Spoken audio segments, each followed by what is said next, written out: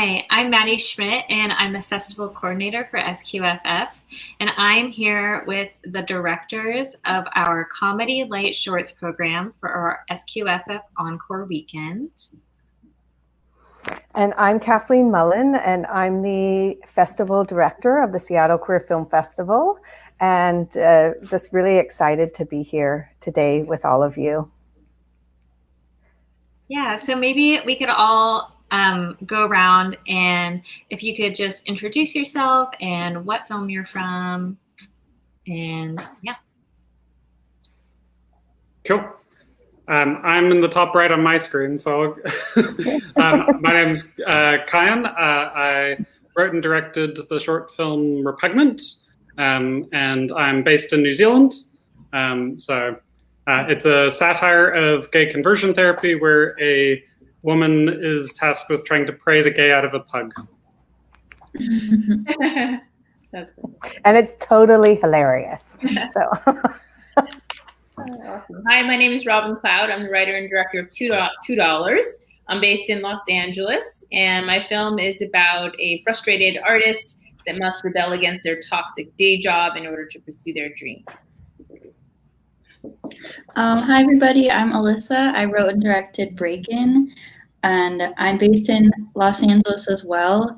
And Break-In's about a girl who accidentally texts some erotic fiction to her crush and has to break into her house to delete the text.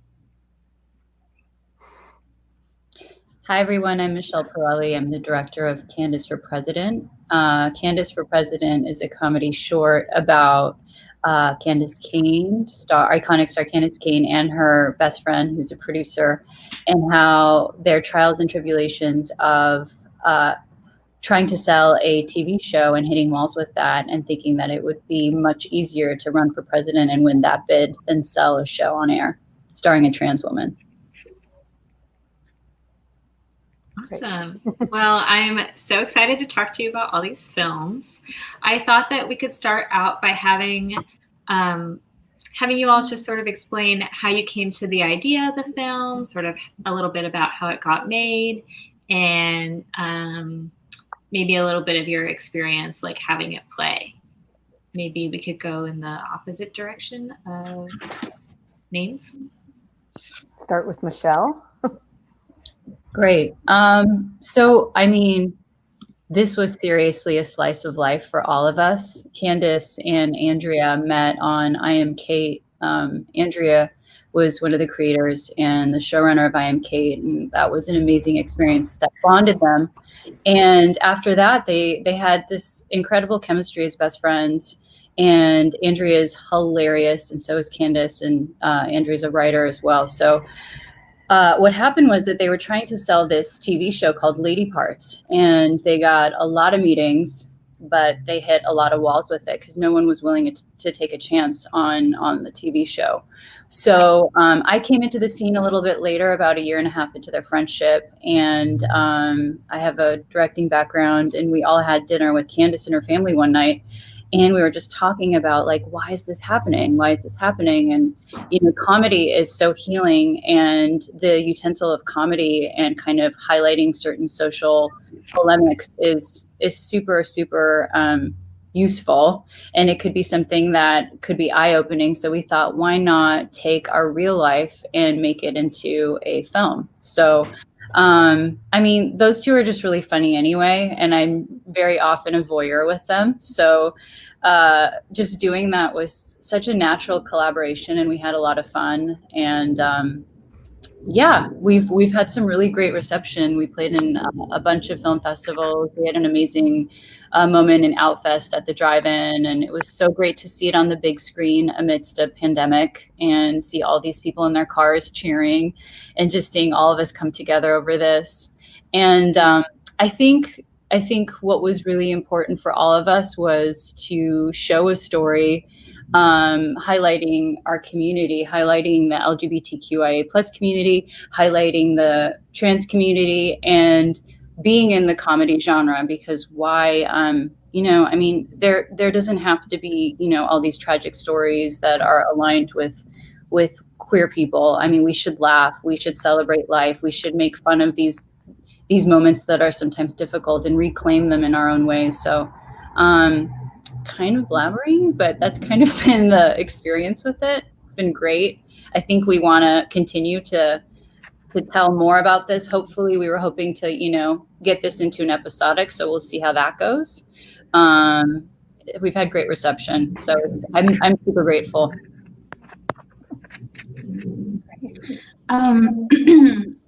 So for Break-In, it really came from a place of last year. I was gearing up to write and direct my first feature, and I was like, I don't know what the heck I'm doing. I need to practice making more shorts and like flexing that muscle. So really, I wrote Break-In as just a way to like look around me and see like who I want to work with and which of my friends who are actors are available and whose house can I shoot in, and to take all those pieces and write a story around it that is like in the vein of things I like to write. And I think I just wanted to, my goal with it was to really write something that could not be taken seriously in any way, and like so that I don't run the risk of like anybody on set really taking things too far, or anyone's feelings getting hurt, or I just want it to be very light in all directions. And so that's where it came from. I sat down one day and asked which of my friends would be willing to shoot something, and then wrote it for them. And we made it for like, $0 and just started sending it around and to festivals. And it's been a really nice experience. I was really sad to not be able to premiere this in a place where I could like hear laughs, because that's like the best part. Everybody in the comedy shorts program probably agrees with hearing laughs is great. But what's been nice about the virtual festival circuit is that I think now when people reach out to be like, hey, I liked your film, or if I reach out to tell someone else I like their film, it feels like a little more intimate, because you have to be so intentional if you want to share that with somebody, and you have to get their email address and send them an email. So it's maybe, even though we're all farther apart, it's like connections are a little bit more close knit. But yeah, that's where Break-In came from. So for $2, it was definitely inspired by real life events. My last shitty day job, and I had a woman who was my coworker who literally every Thursday or Friday would come around and ask everyone to contribute $2, and I always had this like existential crisis of whether I should give her the money or not. And I would fantasize about what I would do to the office if I really won. And also, while I was in very boring meetings, I thought about all of the revenge fantasies that I could take out on my coworkers. And so then I got this Kickstarter Creative Artist Fellowship. And so I would go there like a couple times a week, and back when I lived in New York and Brooklyn. And I wrote the script for it. And then it was my dream to apply to the American Film Institute's directing workshop for women. So I applied to that program with this script, and didn't know if I was going to get in, but I decided to move to LA just so that I could be here in case I did. And my wife is from here, so that was part of it too. And then I got in. And so I made this short in conjunction with the program there, which was incredible.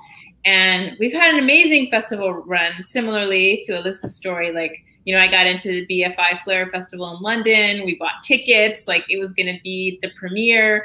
My first time like screening in a big way in London, and then COVID hit, and I canceled like 2 weeks before, and they hadn't even canceled the festival yet. Like they were still like, no, what's happening? And they canceled it a day before. So it was a big bummer, I will say, but I think a lot of the festivals just sort of, I would say most of them, 3/4 of them really got into okay, we're shifting gears and we're doing it online. And as the season has gone on, it's gotten better and better, and things are running smoother and smoother. And it's just been amazing to be able to be a part of the festival circuit around the world and see films from around the world, and be able to meet and talk to people from festivals that I would never get to actually fly to. And so there's definitely been some upside to the experience. Yeah. Cool. I'm with Repugnant. So how did I come up? I think about almost a decade ago, I've been listening to Rachel Maddow every day for the last 10 years. And at some point she covered the leader of Exodus International, which is one of the biggest conversion therapy groups. He came out as gay. And that just sort of started me down this rabbit hole of researching it and thinking about it. And at the same time, I often think in thought experimenty sort of ways and then find the characters that fit the thing I want to say. So just kind of thinking about people, it's weird to condemn a dog and its behavior, that people understand that they are the way they are, and like to criticize a dog is just mean. And so then kind of marrying that up with realizing like, if you also how people can't handle violence against dogs in films, but they're fine doing it to humans. And so just kind of realizing like, if you wouldn't feel comfortable a person doing this to a dog, why would you be comfortable putting your child through it? And so kind of making people go through that journey was kind of what I came up with for the film. And it's been a very long process. So I kind of wrote the first draft in 2015. And then in New Zealand, we have government funds. So I've been going through lots of different applications, not getting funding, and eventually finally got funded and shot it 2 years ago. And so luckily I got to go through most of my festival circuits pre-COVID. But then I'm in New Zealand, and so I'm very used to don't really go to festivals unless it's Cannes, because it's like my savings to go anywhere. So I got to go to all the New Zealand ones. And I think getting to see it with an audience is very, like 2 screenings in the same festival, the audience reactions to different things is quite cool. Just hearing like, oh, some people laugh at that thing that other people gasp at. And yeah. So I can't remember what the rest of the questions were, but yeah, that's. Well, we have more. Yeah. So I wanted to sort of I wanted to talk about sort of writing and filming comedy, because timing is so important in comedy, and sort of your approach to that. I'm thinking maybe why don't we start with Robin, if you can today? Yeah, because I just think your film had there were so many different elements in it, and yeah, I'm wondering your approach. Gosh, my approach. Well, we didn't have a whole lot of time for rehearsal. We did maybe a table read one day. And then I took time before we would have like a blocking rehearsal, and then, the crew would step out and I would do a run through with the cast. And amazingly enough, like all my actors were comedic actors, which really, really helped. And they got it naturally. There were, a couple of adjustments that I had to make in particular scenes where I really wanted the timing to be right. Like one of the scenes I think about with the older woman, Louise, and Sid, where, she asked her for the money and like Louise stands up and Sid leans back. And, we had to like get that beat right and do that a couple of times. But other than that, I was blessed with really, really talented cast that came with a lot of comedy experience under their belts, and they just sort of hit the beats naturally. And if they didn't or missed something, then we just rehearsed it. So I've been a stand-up comic for 15 years, so I know what's funny and what's not. Quickly make adjustments. It's interesting. What about you, Alyssa? Oh yeah, I think it's like what Robin said, where you have to just what's funny, and you have to just kind of trust that and move forward with it. I think like the cool part about on my set, I feel like if there was ever like a joke that the actors were missing, it was just like a conversation where maybe it wasn't the actor's fault, or it was maybe like, oh, the script doesn't make sense, or they don't understand the intention behind this moment or whatever. So it's always just like the jokes came when everybody was on the same page about the story and like why everything was happening. And also It's a cool process writing and directing comedy, because I feel like there's chances to like infuse comedy in every single stage of the process. Like especially during the edit, there's one scene in Break-In where the whole scene is just subtitles and the characters are mouthing things. And since they never said any words, we had like a lot of freedom in the edit to like put random subtitles and see like what really punched it up the most, which was like cool. So yeah, just when everyone on set is on the same page about like, let's just make this. I think our goal on set was to make this the most animation-esque live action short that we could. So everything was just kind of amped up to that level. And yeah, and that's kind of how it was for us. That's great. And what about you, Kyan? How did you get the dog to be funny? I mean, I had a dog trainer, so that they very much helped with that. The part of the thing with the dog is basically just scripts it so that the dog just has to sit there and look in a direction generally. But for me, I struggle with like comedy because basically to me, I make dramas that have funny characters in them.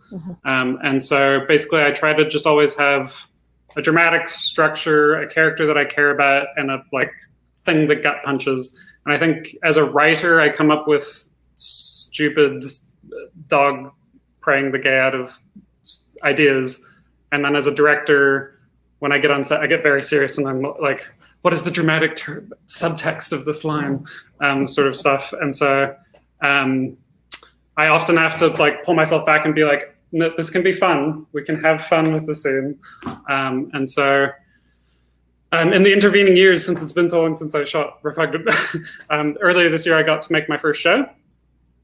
So it just came out in New Zealand for one of our streamers. And so it's a 6-episode thing, and we just won a New Zealand Web Fest award for it, which is cool. So, and that was an entirely improvised comedy. So that was one where it was random. We got funded through a non-scripted thing, so we couldn't have a script. I wanted a script, but that was one where just having improvisers who know how to tell a story, but also understand drama, and focusing on beats and not getting too flowery with riffs and stuff. I really came to fall in love with shooting improvised style, which I started in Repugnant. It was very, very tightly shot-listed and scripted because I'd gone through so many years of development with film commissions. But the one part that I was like, this is just comedy, is the montage of her praying the gay out of the dog. I was just like, okay, I'm just going to give 3 hours, and me and Donna, we're just going to play with the dog. And half of the stuff in there is just Donna picking up a crystal and playing with the dog, and the dog doing things. And just letting the actors who are talented and trust them that they know what they're doing, and just trusting them to be themselves and capture those little things that you can't really script, for me is what I like about comedy. I can't really do skit comedy. I'm not very good at that. Okay. And what about you, Michelle? Because you were working with 2 comedians, and have you done comedy before? Well, the first game that I worked on fresh out of college was on Friends, the sitcom. I was really young, and that was, comedy has always had my heart. So yes, working with 2 comedians, it was fun. We had a script. Andrea wrote a script, but we literally dove into a live event, which was the protest march in Los Angeles about 1.5 years, 2 years ago. And so a lot of that was improv when we were playing off of the crowd. So it was a interesting hybrid of having improv meets scripted, which I actually loved because it felt like live action meets narrative traditional form. So we definitely had to roll with the punches. I talked to my crew, I talked to my talent, and we just kind of had a game plan, because a chunk of that was one take. Like we literally couldn't go back and do that because we were running with the protest crowd. So that was really dynamic and fun. And it was a nice rhythm and element to kind of shapeshift and morph into the project. So yeah, we had a great time with that. I think we had one rehearsal at Candace's house that was really quick, which was kind of like a table read on legs, because we were like moving around and I wanted them to move and kind of warm up and get into it. But it seems like nowadays rehearsals are kind of obsolete when it comes to projects. So we just, you talk to your talent, you have a game plan, you trust them, you talk about the material, you go over who these people are and what their motive is, and you go into it, and magic happens, I guess. Maybe as like our closing question, I would love to hear about what you all have been up to. I know, obviously filming isn't the same right now, but maybe what you're working on for your next project, or if anything else that you had already filmed is coming out soon. I'd love to hear about that. Alyssa, if you want to go first. Sure. So I don't have like plans to film anything right now, which is probably for the best because that would be really stressful. But right now I'm in development on a series with Imminent Collision, which is Randall Park's company. And I'm also still gearing up to write and direct that first feature. We had some execs hopefully sign on, but you never know. I feel like I've been saying that for a long time, and I'm like, we're maybe gonna do this one day, but who really knows? No, we will, but sometime. But and other than that, just I work as a writer, so just like writing stuff, writing comedy. That's me. So your feature is a comedy? My feature's a comedy, yeah. It's like a queer high school rom-com. Excellent. Yeah. We always need those.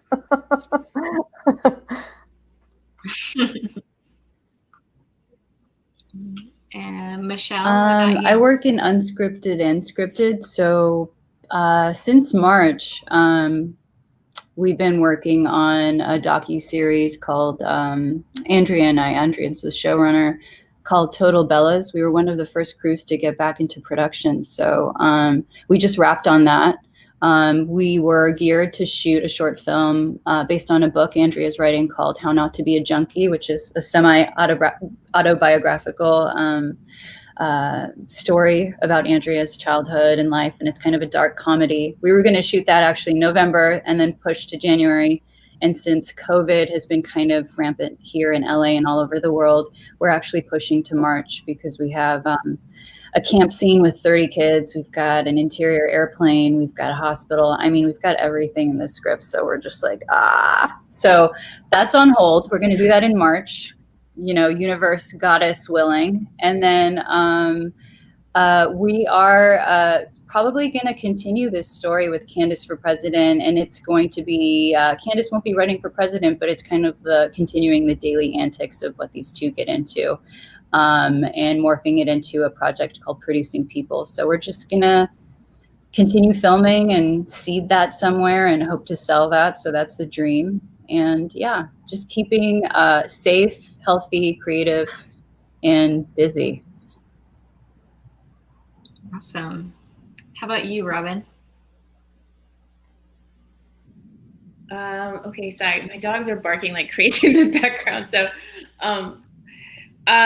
so I was able actually to shoot a little micro short for 20th Century as part of the Hulu or Halloween. So that's streaming on Hulu on their bite-sized Halloween, and it was about it's called This Old House. It's about a older Black woman that wakes up to discover that her house has been placed on the market, and she has no idea why. And hopefully that'll get turned into a feature. That's the magic hands of Disney. We'll see if that happens. And then I'm planning to shoot not a comedy, but a historical drama short in the spring and summer. And in development on a couple of other projects, coming of age feature, and potentially a scripted series based off a docuseries that I made. What's a historical drama? It's called Malaga, and it's based off of real life events on this small island off the coast of Maine called Malaga Island. It was a community founded by a free African-American man, and it was sort of like a refuge for interracial couples during the late 18th century. And then around 1912 or so, the Maine government decided they wanted to take the island over, and they evicted everyone off the island and sent many of the families to an insane asylum.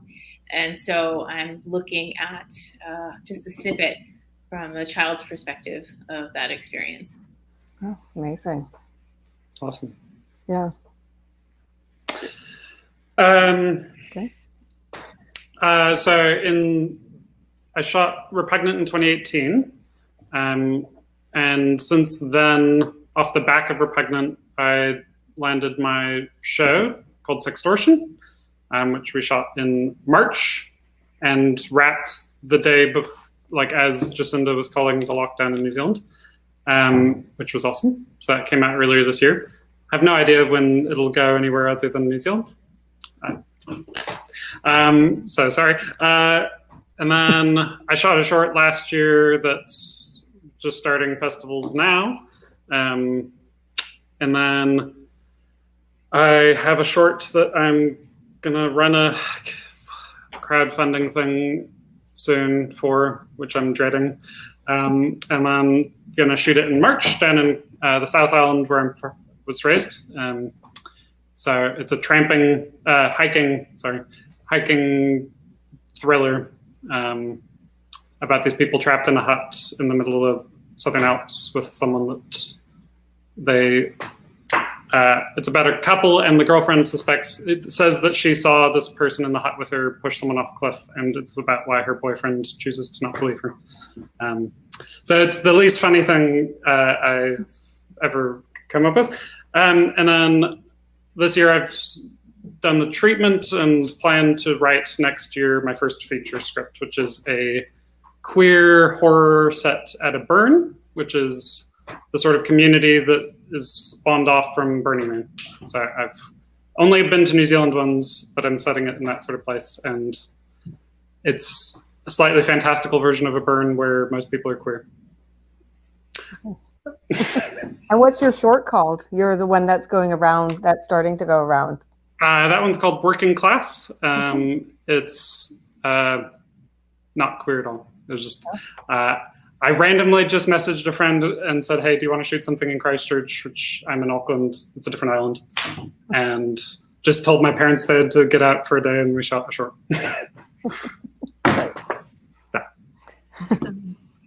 Well, I can't wait to see all of your amazing new films, and I am so happy for you all to come today. It was so fun to hear all about your comedic styles and everything. And thank you for participating in the festival.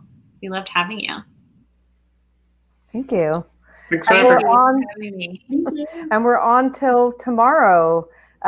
Just all day today and tomorrow we'll be screening films, and please check out Comedy Light Shorts. Yay! Yay. Yay. Nice meeting you all. Good luck. Thank you. Thanks.